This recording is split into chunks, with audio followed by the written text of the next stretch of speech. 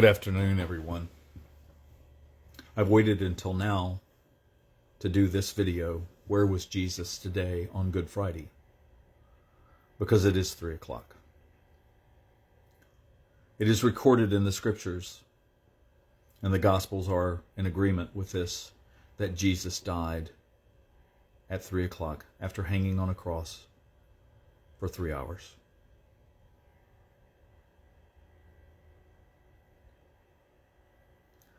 I've continued a timeline of where Jesus was each day, and most of the Gospels are in agreement that early this morning Jesus was taken to Pilate after being found guilty by Caiaphas and the elders and the leading priests, the Sanhedrin.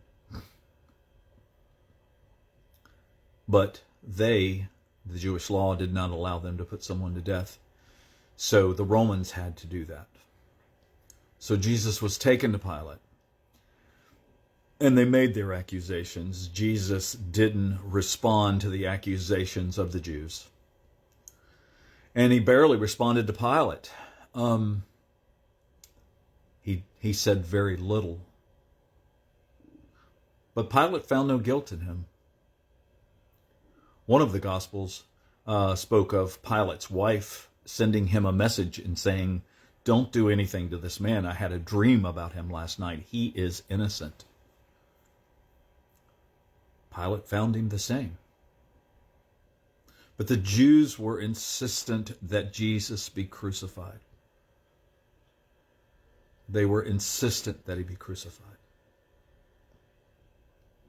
Now we know as Christians who are learned in the scriptures that Jesus' death on the cross fulfills the scriptures.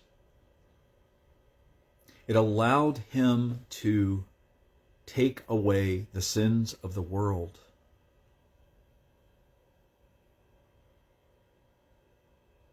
Yet, it is a horrible, horrible thing. Why is it called Good Friday? I mean, come on. That's one we struggle with, isn't it, if we don't know? But it's Good Friday because Jesus died and took away the sins of the world. And we mourn because Jesus died and took away the sins of the world. Why couldn't it have been some other way?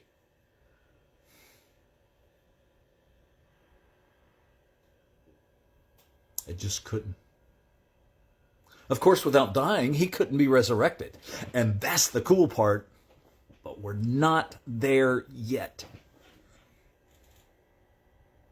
We're not there yet. And we can't be as we continue. I've talked about this all week. I've talked about it all during Lent. We are rending our hearts. And by allowing ourselves to be fully rent, to walk to that cross with Jesus, to get on that cross with Jesus, and to allow those things in our lives that are keeping us from the full love of God, the full understanding, the full acceptance of the Holy Spirit, the full understanding of what Jesus did and what he was there for, what he came for, and what he still does for us today. Those things that are keeping us, leave those things on that cross. And then when we do, we are fully rent. And between now and Sunday morning, when we celebrate the resurrection, we mourn. We mourn.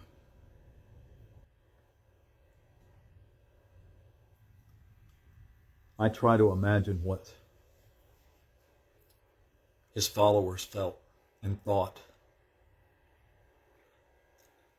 This movie I recommended to you yesterday called The Resurrection, or just Resurrection. It's a new movie out on Discovery Plus. His mom, Mary, was like, "Hey guys, he told us he's going to be resurrected." And the others were like, "You really think so? I'm not so sure." But Mary's like, she's just going to stand around waiting. She is 100%, she is all in.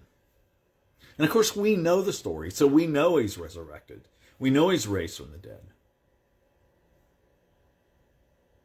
But it helps me to try to walk in their shoes and feel the uncertainty and the anger and the pain and the grief that they felt.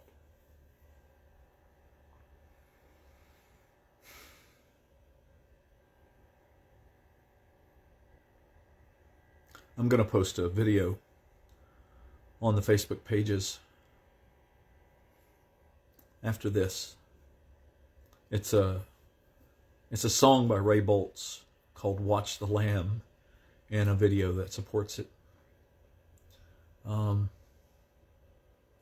It just really gives me a depth of understanding of what it was like to be there.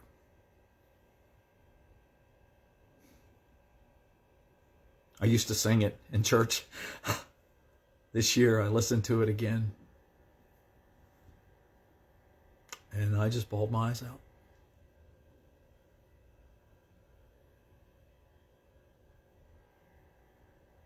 Yeah, it's okay if we do. It's okay if we do. I'm going to go with Real Men Cry. I'm not ashamed of it. Joseph of Arimathea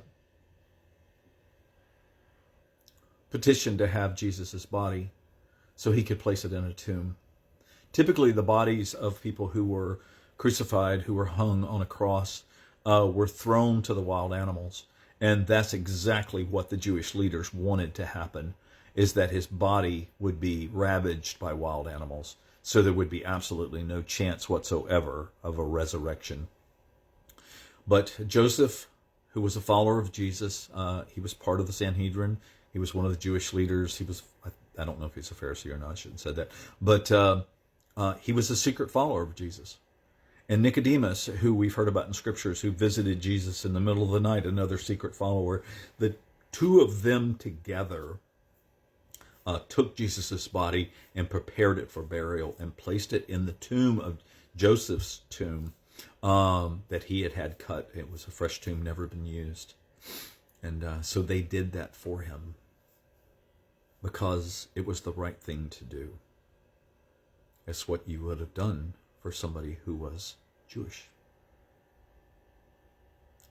So, and they knew he was without guilt.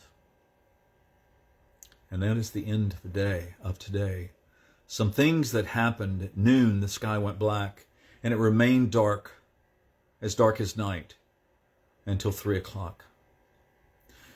The curtain that hung between the holy place and the Holy of Holies in the temple was torn in two. That is representative that there is no barrier anymore between God and the people. There is no barrier between God and the people. Everyone, all of us, we have access, direct access to him. Direct access to him. So just some of those other things that happened on this day.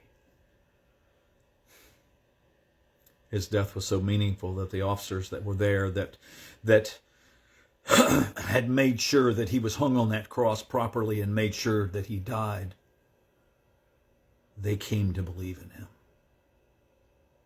The others that were around watching and mocking him, they believed on him too.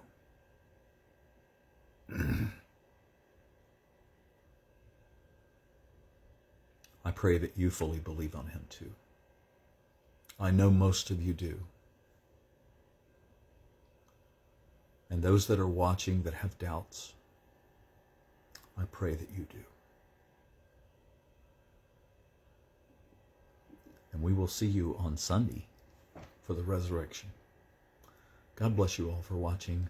And Jean, hi, good to see you, my dear friend. Good to see you.